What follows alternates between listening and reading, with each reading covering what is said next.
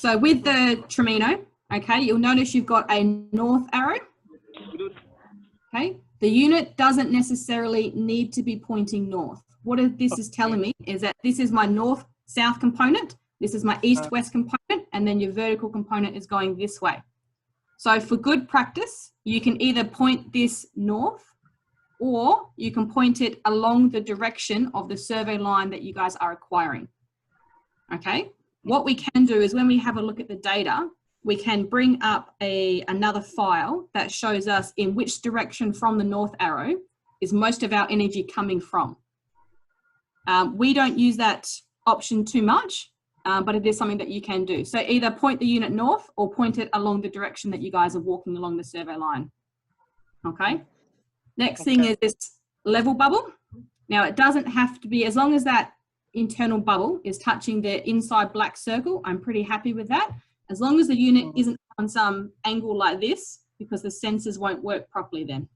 Okay, so as long as it's relatively level, that's fantastic. What else do we have? We've got auxiliary cables on the side. You only really need to use these if you're hooking up the external GPS. You shouldn't need the external GPS. It's only if maybe the vegetation is very thick and the internal GPS doesn't work properly, then you need to hook the external one up to that. But you shouldn't need to worry about that at the moment. At the bottom of the unit, you've got a black seal. This is the only thing protecting the unit from any water, okay? So don't let the unit sit in water and don't let it sit in any mud. Okay. Because it can get into the unit and it can ruin it, okay? Oh. And then on the bottom, we've got the base plate and then the 3 options for the different legs. Okay, with the different legs, I've got them here, you have a long spiky set and then you've got a short conal shaped one. Okay, we use the different legs depending on what your surface conditions are like. If you have nice moist soil or sand, then you can use the long legs. Okay, you screw them into the unit and then you push the unit all the way into the ground so that the base plate touches the ground. If your area has got, say, gravel, or maybe you've got a hard clay pan on top, then you use the short or really, really soft sand, like dune sand, really soft sand, use the conical shaped legs. Okay, more often than not, we get better data when we use the short legs. So I would recommend just using the short legs. Okay. Okay. With these short legs, once you screw them into the unit, okay, you don't need to push the unit into the ground. You just sit it on the ground with the legs just as is. The base plate doesn't need to touch the ground. As long as those legs are screwed in, that's fine. Does that make sense? Yeah.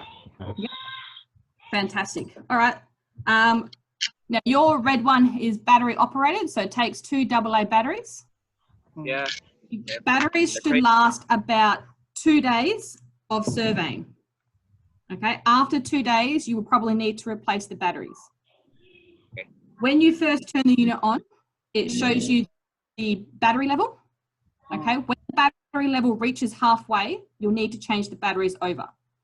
There is a little bug with these units where when the battery level gets to halfway, the unit will go through the motions of acquiring the data, but it won't save the data. Okay, so at half, when the batteries get to half level, take them out and swap them over. Okay. And then obviously the USB port on the back to download the data. If these little clips get missing, sometimes they fall off. Okay, just put a tape over top of that to protect it so that no water gets in it and no dust or sand gets into these little side bits. Okay. Okay. Okay. All right. So with the unit, if we turn the unit on, that's pretty much that's everything about the unit itself. We'll go into the unit itself now. So if we turn it on, it will show you the battery level. No, I feel battery now.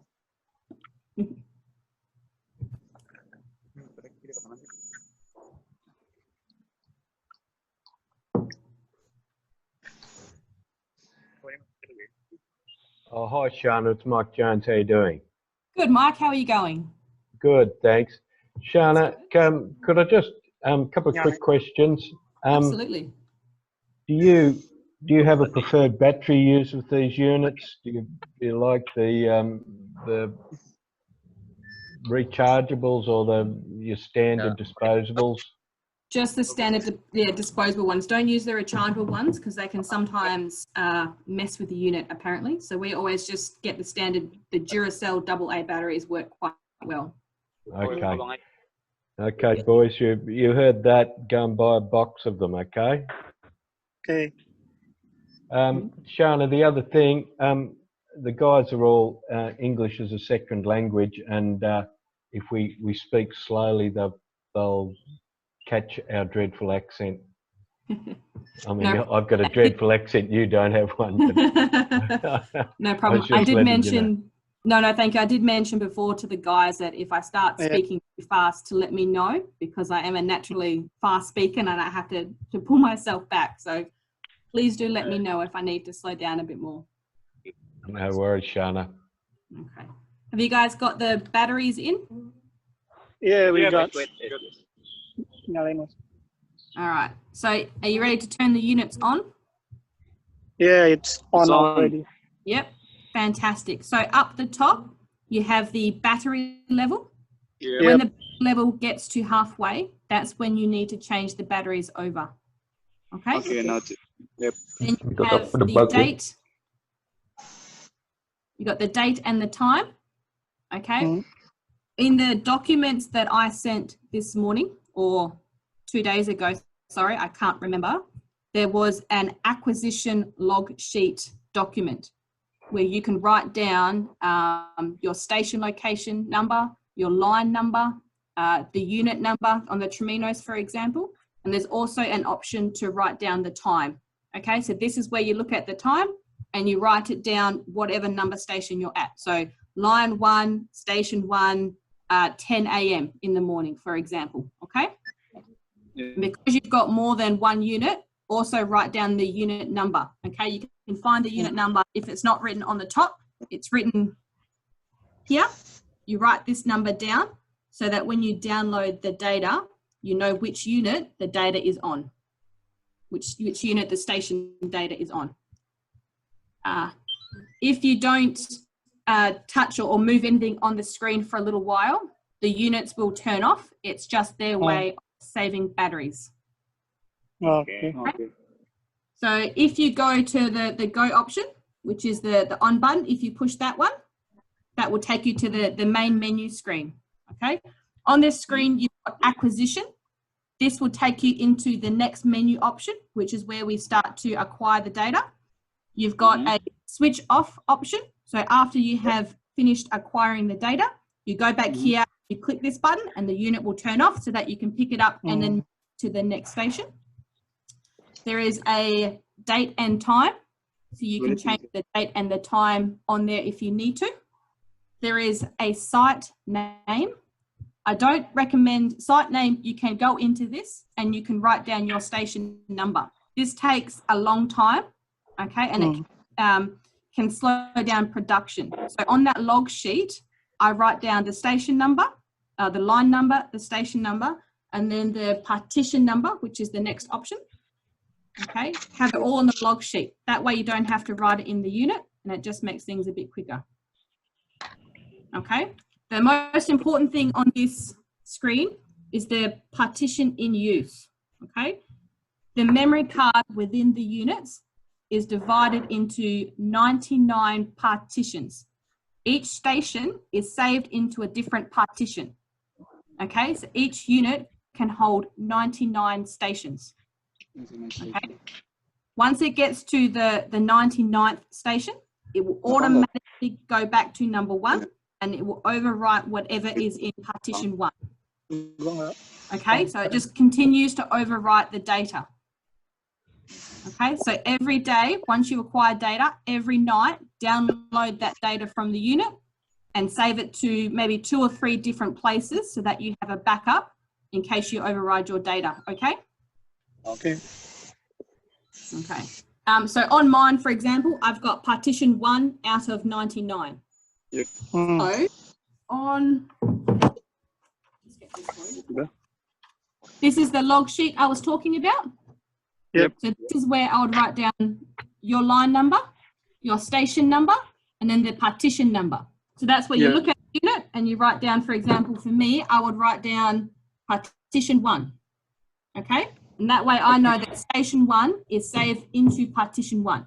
This is important when I download the data at the end of the day. Okay? And then you write down the time, which is what we saw when we first turned the unit on. And then you comments. So the comments that I would write down, I would include the unit number so that you know what data to download from what unit. I would write down the station location, so the coordinate. Okay. The Tromino does have an internal GPS, but sometimes the internal GPS might fail. Okay, so if you write down the coordinates in this log sheet, then you will always know where the station is, and then we can import this information, the coordinate locations, into the database at our end so that we know where the station is located. Other things that you might write down in the comments is maybe like what the surface conditions are like. So, you know, lots of gravel, lots of sand. If it was maybe a vehicle traveling nearby or a road nearby, I would write that down because sometimes that can affect our data as well. Okay. If I go back to the unit now, okay. If you go to so the main thing on this first screen is just the partition number. So make sure you always look at that. Okay. Once the unit has finished acquiring that station, it will automatically increment the partition. Okay. It's an automatic thing. It will just keep going up. If this partition number has not changed, it means that the station you acquired did not save and you have to repeat it again. Make sense? Yeah. Yep. Okay. Now the reason why the partition might not have saved or the station might not have saved is if your battery level got too low, the unit will go through the motions of acquiring the data, but it won't save the data. Okay. So just make sure before you move from your station, before you go to the next one, make sure that partition number has gone up by 1. Okay. If you navigate up to the very top acquisition, okay, and you push the OK button to go into that menu, you've got initial menu, which will take you back to where we just were. You've got acquire. So when the unit is set up on the ground and you're all ready to go, you navigate to this one and you push enter and it will start acquiring data. Okay, don't push that one while you're handling the unit, because once you push acquire, the sensors inside the unit become unstuck so that they can record.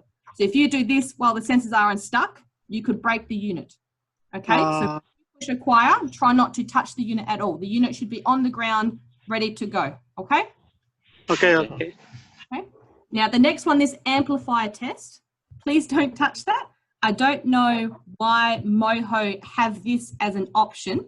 This is a test that they do in the laboratory to make sure that the sensors are recording correctly with the correct gain. Okay, so try not to touch that if you can help it.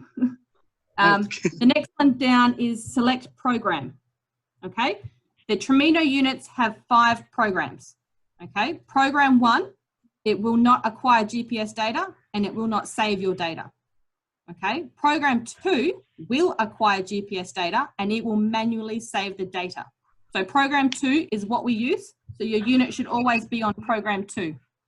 Okay. The other 3 programs, so program 3, 4, and 5, they're only used if we are acquiring data for, 2 or 3 days. The unit will automatically hook back up to the satellites to correct for any drift in time. Okay, but all you need to do is make sure the unit is on program 2. Okay. Program The 2. option down is mode. Okay, this just we use this to pick the gain that we're going to use when we acquire the data. So this is what mine is set on. If you can see that, high gain, full channel, 44 millimeters per second. So you have to make sure that your unit is like that. It should have been set up before we sent it to you, but just check that. Does that look right? Okay. Can you see it? I can, yep. If you go down to mode and you click mode, enter to go into that one. Or okay, sorry, to go into that. Enter dulu mode. Okay. Okay.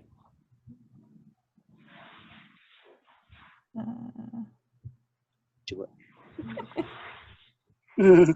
I gain full channel scale. Yep, that looks correct to me. Yes, that's the one. That's it. Okay. That's the one. So if you go back to initial menu, you should be able to scroll up on the screen and go back to initial menu. Okay. Now the next option down is called sampling.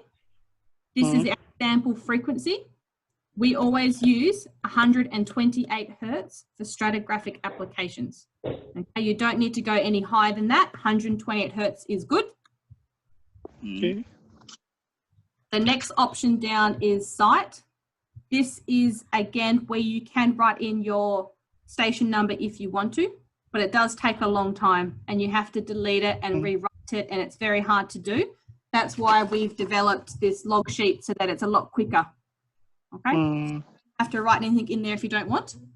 And then the very last option on that screen is the acquisition length. We use 20 minutes. 20 minutes is the average time that we use. If the data is very, very clean, then we can reduce that down to maybe 16 minutes or 14 minutes. But on average, we just leave it at 20 minutes. So just to recap everything, the most important thing when you first turn the screen on, okay, is you have a look at the partition number and you write that partition number down. Then you go into acquisition.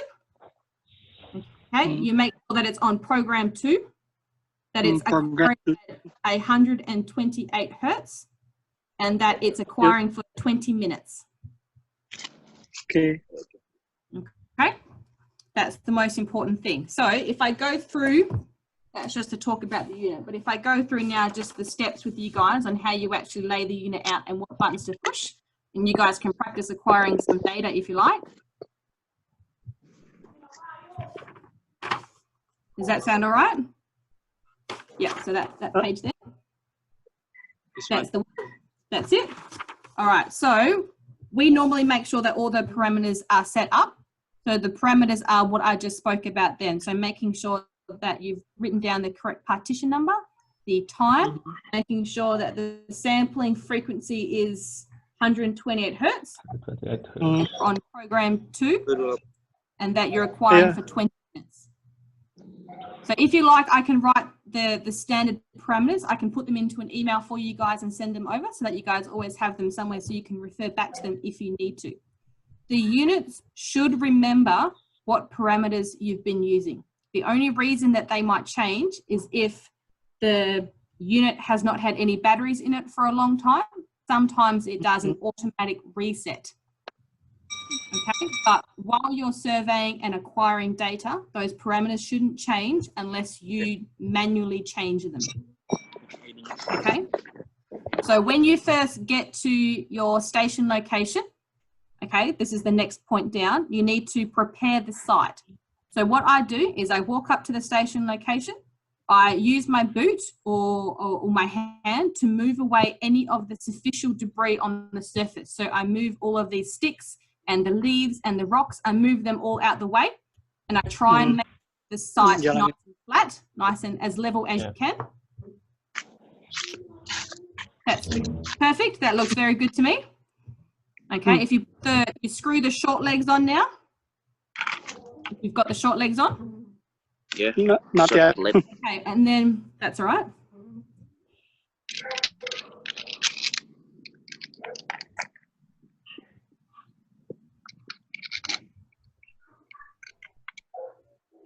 All right, so you just place the unit on the ground, that's it. You don't have to push the unit into the ground, you just place it nice and on top of the ground. Now you can screw the legs to level the unit a little bit if you need to, but be careful that you don't screw the legs all the way out. You know, make sure that the legs are still connected to the unit, because if you screw it too much, then the legs will fall out. Okay. Now the next point on this how to acquire document, it says to push the Tromino into the ground firmly so that the base plate touches the ground. Only do that if you're using the long legs. Okay, for the short legs, you just place it on top of the surface like you've done. That's fantastic. Now, the next thing I do is I turn the unit on. Okay, on my acquisition log sheet, I write down my line number, my station number. I write down the time, the unit number, and then what the partition number is. Okay?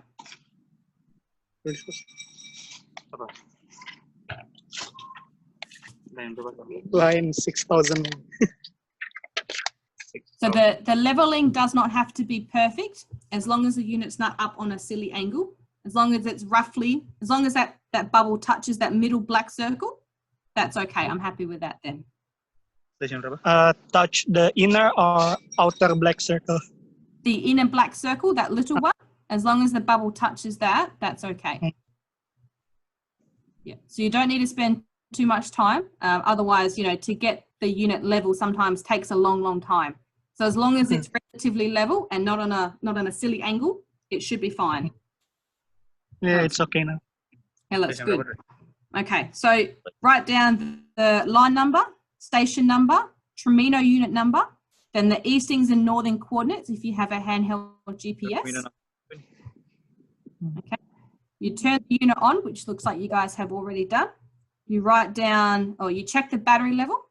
Make sure the battery level is more than halfway. If it's halfway, then you have to change the batteries. Yeah?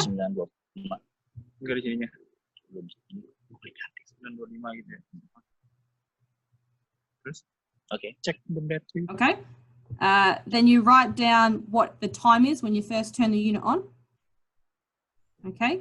You write down the partition number. Okay. Yep. So write down the time. That's it. And then you go and write down the partition number. Yeah. Number one. That's it. Number one. Number one. Right. Yep. Now you go to the acquisition menu. So navigate to the acquisition menu. You push OK. Okay. Okay. Yep. Now on this page, I always check that the program is on number 2. It's 128 hertz sampling frequency, and I'm acquiring for 20 minutes. Like I said, it should not change, but I always like to look at it just to confirm every time I do acquisition. Okay. Now, if you navigate up to the acquire menu, and you push OK. Now, this is where it's going to start acquiring data. The first screen, once you go OK. Okay.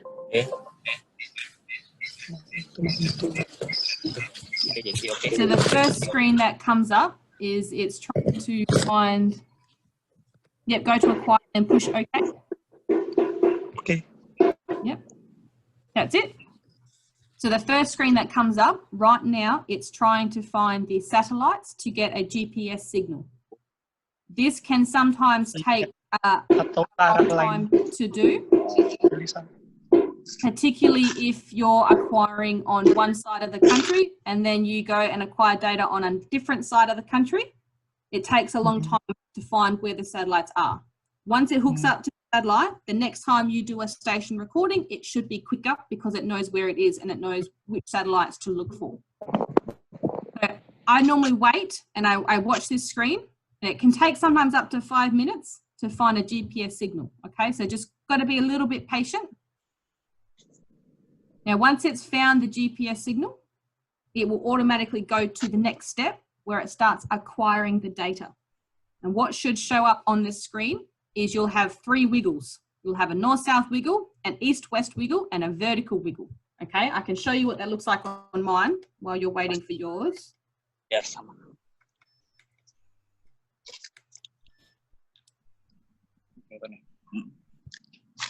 See the wiggles? This means that it's acquiring data right now, and you can wait 20 minutes. Now, if these wiggles don't show up, sometimes the screen might also show a time countdown from 20 minutes. Okay, it just depends on how that screen was set up, but both of them are okay, either the wiggles or a countdown time from 20 minutes. Now, once you see those things, what we do is we get a bucket, okay, a very nice thick bucket, very sturdy bucket, okay, and we place it on top of the unit Okay, it doesn't have to be very deep as long as it's wide enough to cover the unit. Okay, and then I cover that with a sandbag. And what that does is it stops any animals or any people from coming and touching the unit when they shouldn't.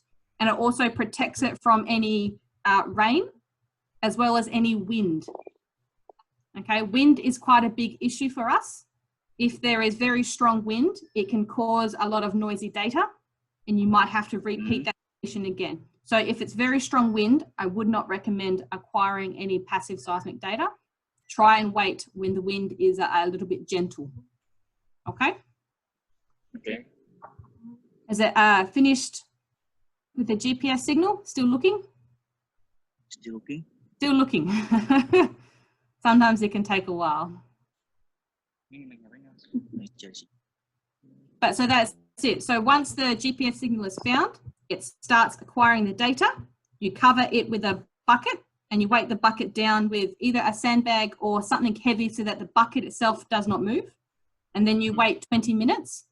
Once the 20 minutes is up, you can come back to the unit, okay? And it will either have a message on the screen that says end for recording time, which means the 20 minutes is over, okay? Or if you don't get back to the unit quickly, sometimes it will turn itself off to save battery, okay? So if you go back to the unit and it's turned itself off, I would recommend turning it on again and making sure that your partition number has incremented.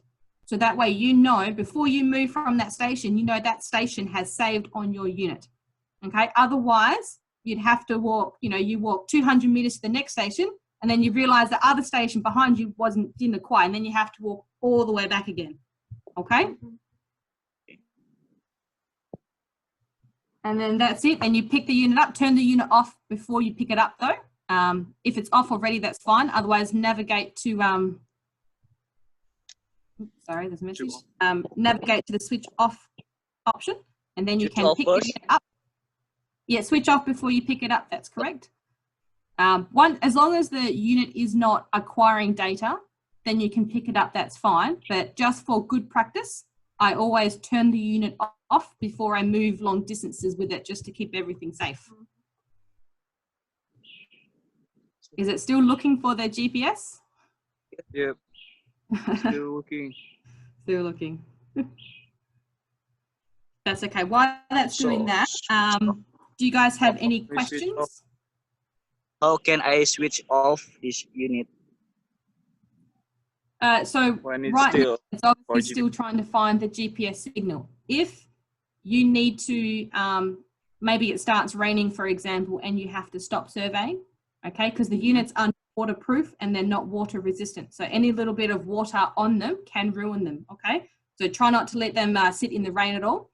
If you have to stop the survey suddenly because you have to get out of the area for some reason, the two middle buttons, if you hold them down for a couple of seconds and then let go, the unit should stop acquiring data. So if you want to try that now, the two middle buttons, so it's the these two here.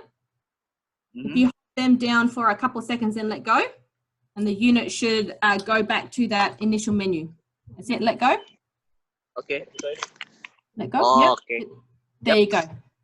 Now, if you are acquiring data, okay, so you have a 20-minute station recording, but after 10 minutes, maybe it starts raining and you need to stop surveying, okay? You can hold those two middle buttons down to stop the acquisition and the unit will automatically save that 10 minutes. So whatever time it's acquired for, it will save that, okay? Okay. Okay. So when surveying, try not to survey when there's very strong wind because that can cause some issues. Do not survey on mud because the mud can get into the unit and it can ruin it.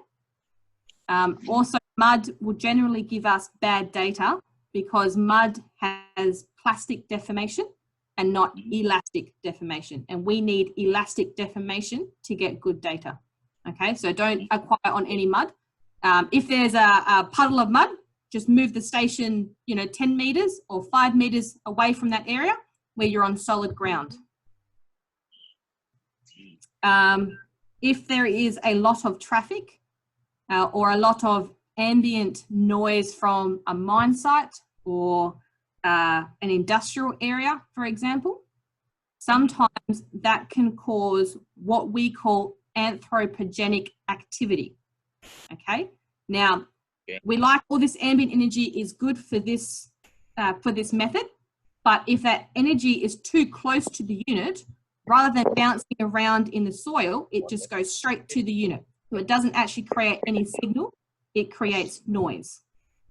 Okay, this noise isn't too much of an issue as long as it's not at the frequency that we're looking at. Okay, so I'll try and draw it on the board behind me. Okay, give me one moment. So what I'm saying is if this is our HVSR profile, and we have 1 Hertz, and then we have 10 Hertz, and this is the HVSR amplitude. Okay, if we had a peak like this, that would be our resonant peak frequency. This is what we want to record so we can find out how thick the cover is. Sometimes in the higher frequencies, we have a little peak that looks like that. Okay? Sometimes that peak is caused by anthropogenic noise caused from vehicles or cars. They don't create signal, they create noise. Now, it's not an issue if it's up here. It's an issue if it's down in this frequency. What it can do is it can alter the shape of that peak. Okay? So we just have to be a little bit mindful when we're acquiring data. If there's a lot of noise around, sometimes the noise is not helpful. So when we process the data and when we have a look at the data, we can let you guys know if there is something wrong, and we'll try and offer tips on how to get better data. Okay?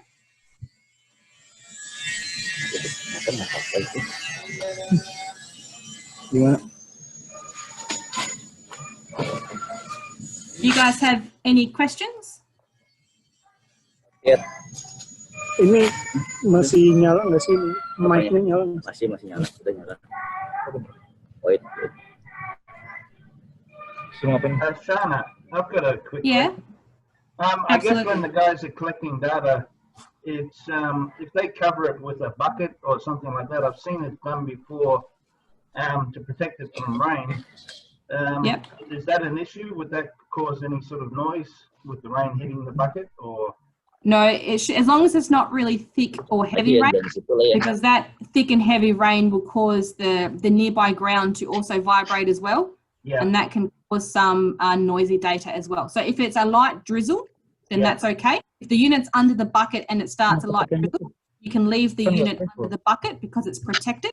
As long as there's no water coming into the bucket underneath it, you know, the bucket should be hopefully on higher ground. But if the rain starts to get very heavy, I would recommend stop surveying because it will probably give us noisy data. Kalau lu pakai Yeah, yang ini, okay. lu harus tekan banget sampai base plate-nya nyentuh ke tanah. Sampai yang putih ini nyentuh ke tanah. Kalau pakai yang ini. So this, what we were going through just before the acquisition, that's this sheet here. Okay, the second sheet, which is this one, is exactly the same information, but very simplistic. You know, push this button, push that button, push go. Okay, so that's the very simple version. This one here is the more detailed version. Okay. So that's pretty much it in terms of acquiring the data. Feel free to ask any questions, or if you have questions later on, then please just send me an email and I will reply as soon as I can. If you guys I have question. Yes? Do we have to change the date every day? Because yesterday we already set up the date, but now it's reset again. You shouldn't have to. Once you've set it up, it should stay that way. What might happen is on the unit, let me just see if I can navigate up to it on mine so that I can tell you where it is. You have to set up the UTC clock. Okay, if you don't change the UTC clock, it will change back to whatever that is. So you guys are, is it UTC 7, I believe?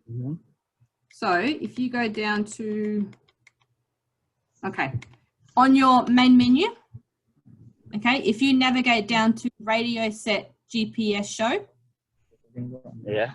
bottom one, you go okay. It's got the UTC clock. Okay, if it says +8, even if you change the date and time manually, it will still, when it hooks up the satellites, it will change whatever this is.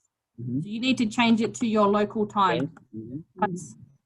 +7 or +7:30, I'm not too sure, sorry. Okay, got it. Clock time-nya ganti itu di radio set. And it should remember that now. You should not have to reset that. It should remember that it's UTC +7 or +7:30, whichever area you guys are in, I'm not too sure. So if we press OK and always increase, and how can I decrease the UTC number? Yep, so if you navigate down to it and then you push up or down, I think it Push is. up, yeah, and push down. Okay.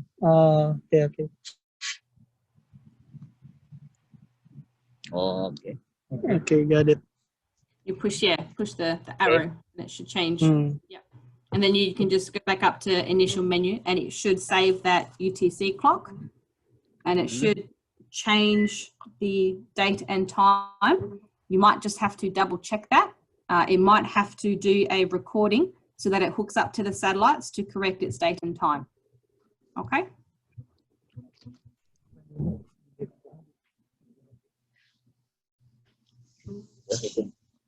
time-nya tetap aja masih yang sama ya.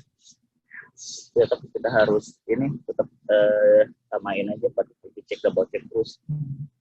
Ketika mau ngambil lihat waktunya. Okay.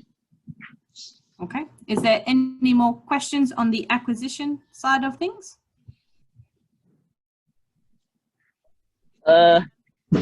If in the field, what's your recommendation for bring the unit with the case or something else? To carry the unit? Unit. Yeah, if you're walking between stations, if it's not too far to walk, then you can put the units into the bucket and you can carry them in the bucket. If you are driving for, you know, a long time, I would recommend putting the units back into those cases, because if something happens and, you know, you crash or something, you know, someone hits you, for example, the units are protected in that little box then. But if you are walking between sites, just put the unit into the bucket and then you can just carry the bucket along. You do not have to keep unscrewing the legs, okay? If you're surveying all day, just leave the legs screwed in and just put the unit in the bucket as you carry it to the